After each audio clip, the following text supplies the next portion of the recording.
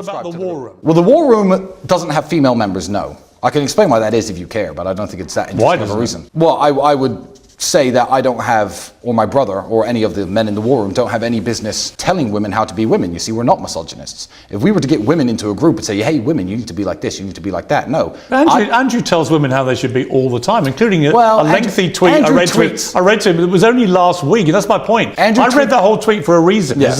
It went on and on and on. Honestly, it was just blatantly misogynist. Yeah, but people can take that or leave it. This is Twitter. That's a public But forum. it doesn't make it not misogyny. Well, and you guys, it misogynistic, and here's where your massive reach and influence becomes problematic to me, because I see on the streets when I walk around in London in particular the number of kids who come up to me all starry-eyed about the Tate brothers, right? And they're like, you know, top G and blah blah blah blah blah, but they're being conditioned to think by the constant rhetoric, mainly from Andrew, but I don't think you're particularly that different in your worldview of how women's place in the world should be, that they're led to believe that if a woman wants to go to work, there's something wrong with that. And we're in a very different place now to where we were in the 50s. You know, a lot of women love going to work, love their jobs, they're successful. Often they may be the main breadwinner in the family, right? The whole dynamic has changed. There's no suggestion that there's a repeated pattern of women that go to work, they have unhappy marriages or lives or unhappy children. No, but I believe society's gotten much worse in the last 30, 40 years. And because of women going to work? No, not because of women going to work, but because of men losing the agency to discipline the children in the household and to be seen as the figurehead. Now, that's my personal opinion, and if you find it misogynistic, that's completely fine. But I will say that on places like Twitter, what I won't do is get any young man personally or speak with young men personally in a personal conversation, say, hey, you need a woman who you can control and can't go to work and stuff. That is absolutely not what we do. I think Ricky Gervais made a very interesting point about putting something on Twitter and people taking it personally like it's written for them.